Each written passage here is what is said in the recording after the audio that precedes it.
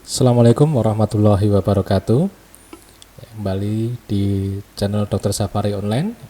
Kali ini kita akan bahas masalah apakah vaksin BCG itu bisa meningkatkan imunitas terhadap COVID-19. Nah, ini suatu yang menarik ya, karena BCG itu kan umum dikerjakan di negeri kita, dan apakah dia bisa meningkatkan sistem imun kita terhadap COVID-19. Nah, ini yang nanti kita bahas. Yang pertama adalah definisinya, apa itu BCG itu, apa maksud dari vaksin BCG, kemudian apakah benar BCG melindungi penyakit TBC, ya, apakah BCG melindungi penyakit selain penyakit TBC. Nah, yang pokok nanti yang terakhir adalah apakah BCG bisa meningkatkan imunitas terhadap COVID-19. Nah, ini yang mau kita bahas. Yang pertama adalah definisi dulu ya.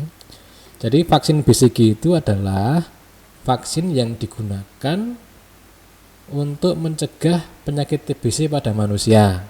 Itu definisinya. Isinya apa? Isinya adalah mikokuman ya, bakteri Mycobacterium bovis yang sudah dilemahkan ya. Sejak diterapkan tahun 1921 ya, hingga sekarang ini sudah terdapat beberapa jenis atau substrain dari BCG ini ya. Kemudian, nah ini fakta-fakta yang menunjukkan bahwa BCG itu melindungi penyakit TBC ya. Ya, pertama, BCG melindungi dari infeksi Mycobacterium tuberculosis ya. Tidak hanya itu, nah nanti kalau dia itu ternyata tetap kena, maka BCG itu melindungi dari memberatnya infeksi Mycobacterium tuberculosis. Contohnya apa bentuk yang berat itu? Misalnya adalah radang selaput otak akibat TBC atau TBC yang meluas ya, di mana-mana ya. Nah, efek perlindungannya memang tidak 100% ya, kira-kira 50% melindungi seseorang dari TBC ya. Tapi dia melindungi dari kematian akibat TBC sebanyak 71% ya, dan melindungi terjadinya TBC berat sampai 64% ya. Kenapa bisa beda-beda begitu? Ya karena tergantung dari kapan vaksinasi itu dilakukan ya. Kalau vaksinasi BCG-nya itu dilakukan saat anak itu baru lahir ya, neonatus, maka proteksi yang dihasilkan lebih bagus daripada saat vaksinasi itu dilakukan pada saat dewasa ya, sudah kandung dewasa baru divaksinasi ya, ini efeknya berbeda. Nah, ini apakah BCG melindungi penyakit selain TBC? Ya ternyata iya ya. Jadi BCG itu bisa melindungi penyakit lepra. Kenapa? Karena ada kemiripan antigen antara TBC Mycobacterium tuberculosis dengan Mycobacterium leprae penyebab lepra ya. Ada laporan juga yang menunjukkan BCG melindungi seseorang dari penyakit asma ya, asma bronkial ya. Juga melindungi dari infeksi saluran nafas terutama karena virus ya. Kemudian melindungi sepsis ya. Nah, ternyata selain melindungi TBC itu, angka kematian anak-anak yang disuntik BCG itu angka kematiannya berkurang ya, walaupun meskipun angka kematian selain TBC ya itu berkurang ya. Juga BCG melindungi seseorang dari penyakit autoimun dan inflamasi seperti kencing manis tipe 1 atau multiple sclerosis. Bahkan BCG juga dipakai untuk pengobatan tumor ya, misalnya tumor kandung kencing. Nah, itu ternyata BCG bisa melindungi seseorang dari penyakit selain TBC ya. Kemudian, nah, apakah BCG itu meningkatkan imunitas terhadap COVID-19? Nah, kita bicarakan dulu data epidemiologinya ya.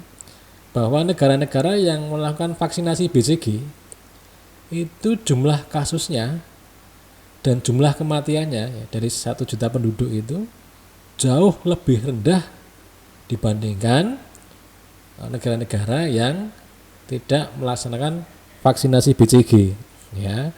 Jadi jumlah kasusnya dan jumlah kematian karena COVID-19 itu jauh lebih banyak pada negara-negara yang tidak melaksanakan vaksinasi BCG. Kemudian kok bisa vaksinasi BCG itu bisa meningkatkan imunitas kita, ya? Kok bisa meningkatkan imunitas terhadap COVID-19? Ya, ternyata ini namanya istilah populernya itu dengan tren immunity, ya, atau innate memory immunity, ya. Jadi dulu kan dianggap bahwa sistem imun yang alami, yang bawaan itu tidak bisa mengalami memori, ya, tidak mengalami memori, ya. Ternyata ada mekanisme yang mirip seperti memori. Ceritanya bagaimana? Jadi kalau seorang itu divaksinasi BCG, maka BCG itu akan merubah sifat sel innate immunity, sel-sel imun yang sudah ada sejak lahir. Ya, misalnya apa? Misalnya sel monosit, sel NK, ya. Sel NK itu singkatan dari natural killer. Nah, kalau sifat sel monosit, sel NK-nya itu berubah, maka kedua sel ini mengeluarkan zat-zat yang mendukung peradangan.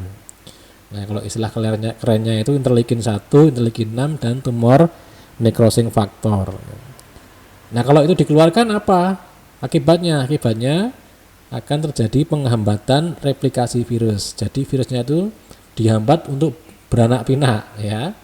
Kemudian mengurangi jumlah virus yang terdapat dalam tubuh, ya, karena memang sejak awal sudah dikurangi replikasinya, dan sehingga akan mengurangi respon tubuh yang berlebihan. Itu yang pertama. Yang kedua, tadi zat-zat yang mendukung peradangan itu kan dikeluarkan oleh sel monosit dan sel NK, ya, sel kekebalan tubuh kita, sel tentara kita yang sudah ada sejak lahir, ya, yang memang aktif tanpa melalui proses yang rumit, ya. Nah, kalau zat-zat yang mendukung peradangan itu sudah dibentuk, ya, misalnya di jaringan paru, ya, maka organ tubuh itu sudah terbiasa dengan adanya zat-zat yang mendukung peradangan itu, ya, sehingga ketika ada infeksi virus, ya, kemudian infeksinya itu karena misalnya COVID-19 misalnya, kemudian menimbulkan zat-zat yang mendukung peradangan atau sitokin proinflamasi, maka organ tubuh seperti paru tadi sudah beradaptasi, jadi tidak akan menimbulkan kerusakan yang berat, ya. Nah, bagaimana dengan WHO? Ya, meskipun secara teori dan secara penelitian pada hewan dan manusia mendukung adanya proteksi heterolog atau trend immunity vaksin BCG terhadap berbagai kondisi non TBC, ya. Namun karena belum ada bukti yang kuat mengenai proteksi BCG terhadap COVID-19 ini, maka WHO belum merekomendasikan penggunaan vaksin BCG untuk COVID-19.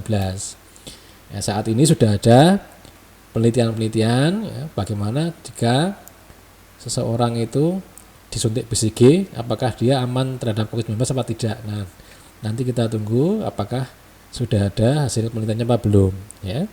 Jadi terutama di beberapa negara, ya, seperti Australia itu menyuntikkan BCG ke nakes, ya, apakah nanti dilihat apakah terjadi